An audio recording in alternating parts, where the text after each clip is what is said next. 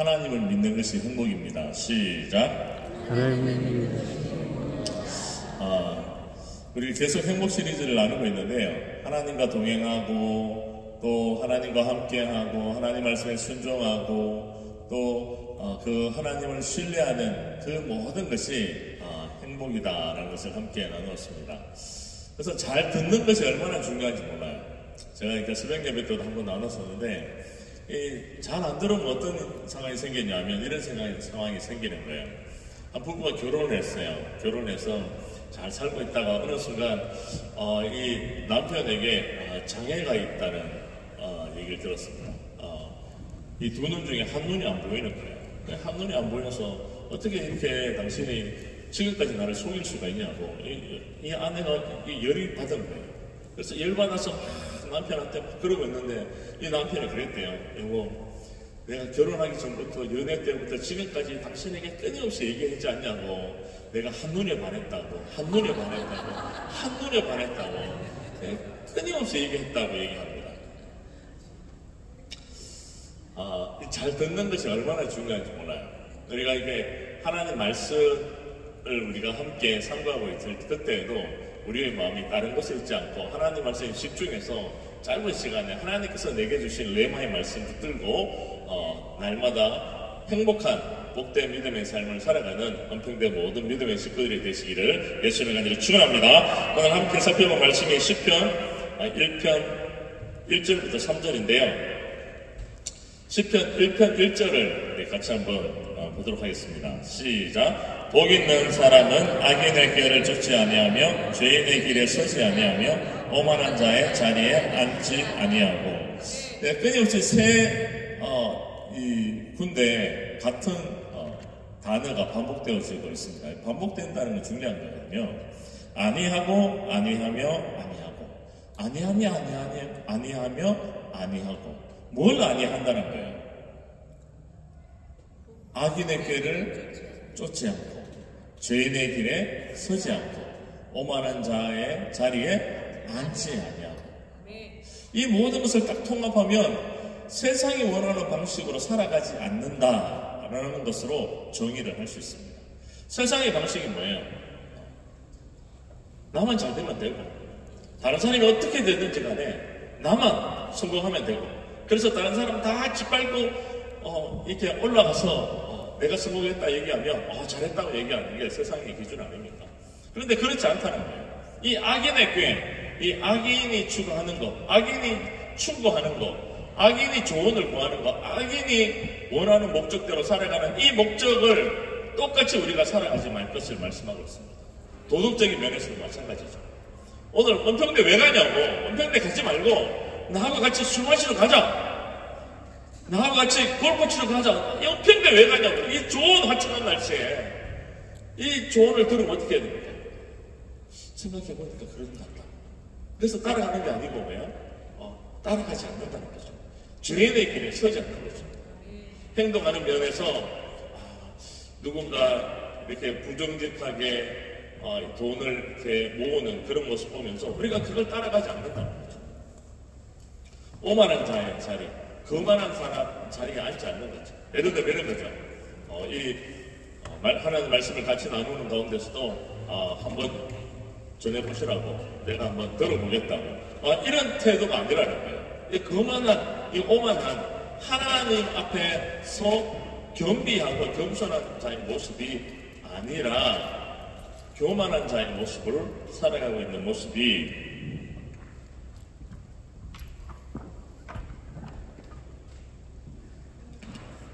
아니라는 것입니다. 이 마이크가 더 좋은가 봐요. 네. 그래서 옆에 있는 분들에게 이렇게 한번 고백해 보면 좋겠습니다. 복 있는 사람이 됩시다. 시작. 복 있는 사람, 어떤 사람이라고요? 같이 한번 따라오실까요? 세상의 방식을 쫓지 않는 사람.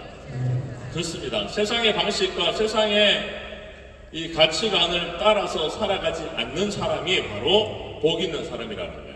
그러면 이렇게 아니하면 되는 것으로 거치지 않고 악인의 꾀, 죄인의 길, 오만한 자의 자리 이렇게 피하면 그냥 복 있는 사람이 되느냐고요. 그렇지 않음을 말씀하고 있습니다. 2절 말씀 우리 같이 한번 읽을까요? 시편 1편 2절 시작. 오직 여호와의 율법을 즐거워하여 그 율법을 주야로 묵상하는 자로다. 아멘. 네. 하지 않을 뿐만 아니라 계속해서 우리의 삶이 다하는 날까지 놓지 않고 해야 될 게 뭐라고요? 하나님의 말씀을 주야로 즐거워하고 묵상하는 삶이라는 거예요.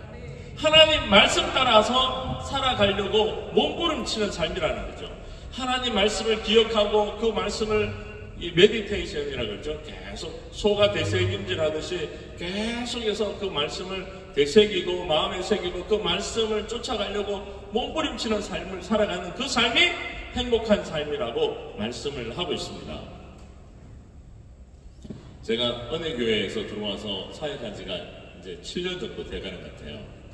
7년 전에 어떤 한 분이 제가 이렇게 플루신학교를 이제 마치고 졸업하고 이제 다음 넥스트 스텝을 준비를 하고 기도하는 가운데 한 분이 그러더라고요. 제가 그때 은혜교회 새가족으로 와서 이렇게 우리 여러 분들하고 같이 이렇게 평신도 분들하고 같이 섬기고 있었는데 어느 분이 그러시더라고요. 목사님 이제 학교도 졸업하고 있으니까 이제 넥스트 스텝을 준비해야 되지 않냐고 우리 한 목사님이 마음이 넓고 그러시니까 한 목사님한테 가서 찾아가서 사역을 좀 하게 해달라고 좀 요청해 보라고. 그랬는데 제가 그 말씀을 듣는데 마음은 다 이해가 되는데 제가 그랬어요. 성경 그 어디에도 사람 의지하라고 얘기하는 부분 없더라고요. 하나님 의지하라는 말씀이 많은데 사람 의지하라고 하는 부분은 없더라고요. 그러니까 그분이 저한테 한마디 하시더라고요. 참 젊은 목사가 융통성이 없다. 그래서 제가 융통성 없는 목사로 이렇게 찍혔어요. 근데 그 얘기를 듣는데 제 안에 이 마음이 상하는 것보다 참 감사하다. 참 융통성 있는 목사라는 얘기를 듣는 것보다 융통성 없는 목사라는 얘기를 듣는 것이 하나님 모시기에 합당하지 않는다. 왜 그렇습니까? 하나님 말씀을 보면 시편 146편 3절에서 5절 말씀을 보면 방백을 의지하지 말고 도울 힘이 없는 인생을 의지하라, 의지하지 말라. 의지하지 말라 그랬어요. 인생을 의지하지 말라 그랬어요. 힘 있는 자들 의지하지 말라 그랬어요. 오직 누구만을 여호와 하나님만을 자기 소망으로 삼는 자가 복이 있다고 말씀하고 있는 거죠. 그래서 옆에 있는 분들에게 이렇게 한번 선포하면 좋겠습니다. 하나님만 나의 소망으로 삼읍시다. 시작. 하나님만 나의 소망으로 삼읍시다. 아멘. 하나님만 나의 소망으로 삼는 자가 행복한 사람이라고 말씀하고 있는 거예요. 그 외에 다른 것은 없는 거죠.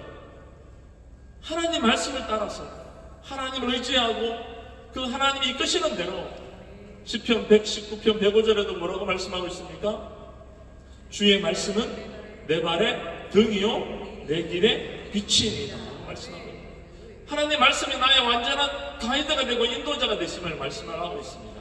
이렇게 살아가면 세상 사람들이 보기에는 뭐예요? 아유 바보 같은 인생 저렇게 살아간다고. 근데 그 인생이 뭐예요? 가장 행복하고 복된 인생임을 말씀을 하고 있는 것입니다. 그래서 오늘 우리 연평대 식구들 가운데 또 믿음의 공동체 안에서 교회 안에서 믿음 생활 잘 하시는 분들도 계시고 또 아직 믿음 생활 하지 않는 분들도 계실 수 있는데 오늘부터 참 한 가지 결단하시면 좋겠어요. 주의 말씀을 날마다 내가 주야로 읽고 묵상하는 삶을 살아가야 되겠다. 그래서 그렇게 계속 하시고 계시는 분들도 계시지만 못 하시고 계시는 분들도 있을 거예요. 그분들이 오늘부터 하루에 시편 한 편씩 말씀을 읽고 또 묵상하고 그 말씀 안에 거하는 저와 여러분들이 되시면 좋겠습니다. 이렇게 살아가면 결과가 있어요. 어떤 결과가 있냐면 시편 1편 3절 말씀 우리 같이 한번 읽을까요? 시작. 저가 시냇가에 심은 나무가 시절을 쫓아 과실을 맺으며 그 잎사귀가 마르지 아니한 같으니 그 행사가 다 형통하리로다. 아멘. 열매가 뭐라고요? 시냇가에 심은 나무가 시절을 쫓아 뭘 맺어요? 과실을 맺어요. 이렇게 주의 말씀을 묵상하고 주의 말씀을 즐거워하고 하나님 말씀 따라 살아가려고 몸부림치는 그 삶을 살아가면 시냇가에 심은 나무가 과실을 맺듯이 우리의 삶에 열매 맺는 삶이 될 것을 말씀하고 있는 것입니다. 뭘 따라가면요?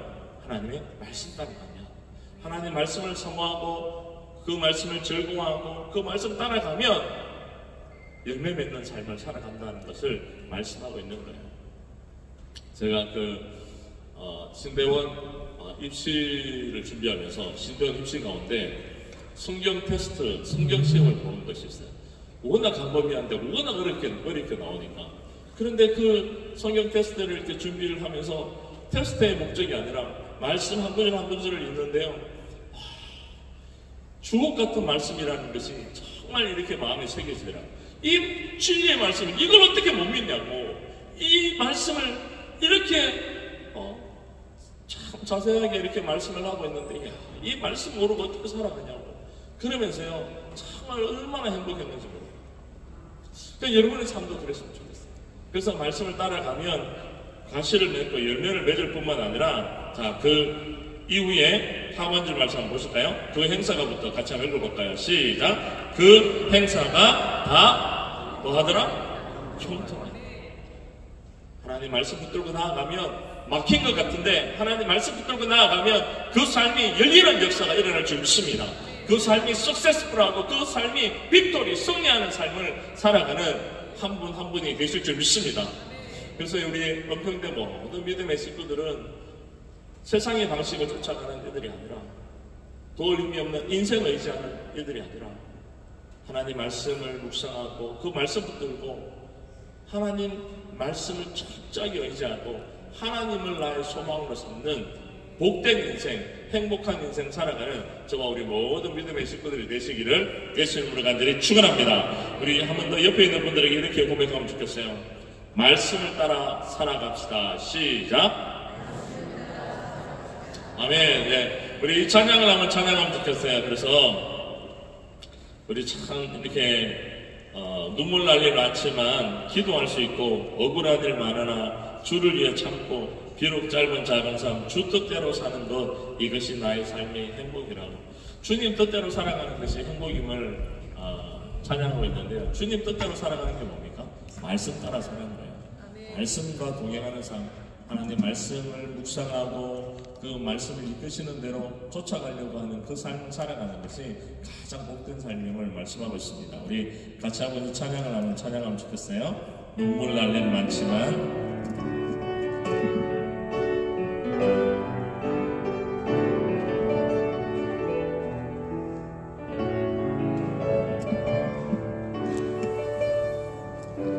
눈물 날 일 많지만 기도할 수 있는 것 억울한 일 많으나 주를 위해 비록 짧은 작은 삶 짧은 삶 주 뜻대로 사는 것 이것이 나의 삶의 행복이라고 이것이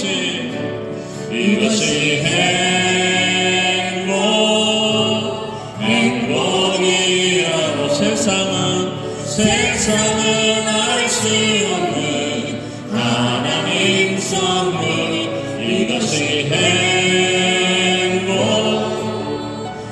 행복이 하나님의 자녀로 살아가는 것 이것이 행복이라고. 우리 같이 한번 기도하면 좋을 것 같아요.